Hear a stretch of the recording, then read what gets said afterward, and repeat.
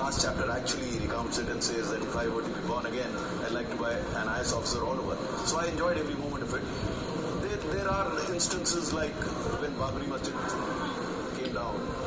I was perhaps the only civil servant with Mr. Kalyan Singh at that point in time. Then there was this entire coal episode, coal conundrum as I call that in my book.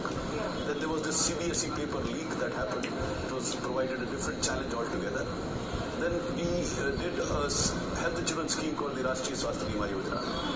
About 30%, 25% of the book gets occupied by this scheme, which was very unique in its nature. So there's all types of random thoughts and experiences that I have over 38 years. But I think the bottom line that I try to convey through the book is that despite all these problems that we have, political and otherwise, if a civil servant so desires, he can do a lot of good to the people. But the choice is his. He has to take a call whether you want to do or not. No matter how the difficult situation, if you want to deliver, you can deliver in this line. And sir, over the last few months, you've been very, very vocal about some of the issues that bureaucrats in the country face in terms of political pressure and so on. When Mr. Modi came to power in 2014, there was a lot of speculation about what he's going to do with the bureaucracy, if he's going to shake up India's bureaucracy.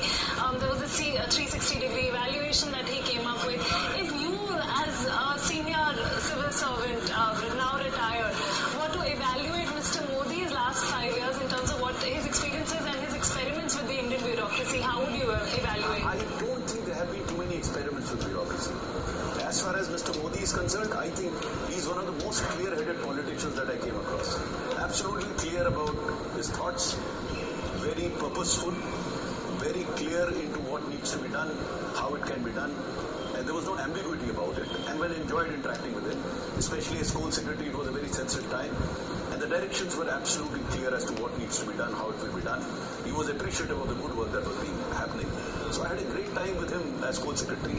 Not so much interaction as Education Secretary, but the occasions that I did have interaction with him, he again came through as a very purposeful, clear-headed man. I don't think he was experimenting too much with bureaucracy, but there was a lot of space available to me as Coal Secretary to do what I wanted to do. There wasn't much of an interference in what was being conveyed. So in that sense, I enjoyed this stint of 4 years with the present government. But when he came to power, there was this impression that, there's a lot more surveillance on bureaucrats. There's very little space for discretion among bureaucrats. Is that impression unfounded, or is there some truth to it? So subjective. I always believe that politicians define their own boundaries. Civil servants can define their own boundaries if they want. If they don't want to define boundaries, it's a different matter. But I think you have all sorts of civil servants, some of them feeling very oppressed, some of them doing what they want to do. We cannot have any control, or we should not have any control over politicians. It's for them to define what they want to do. But I can define my own boundaries and decide as to what I want to do. And in that sense,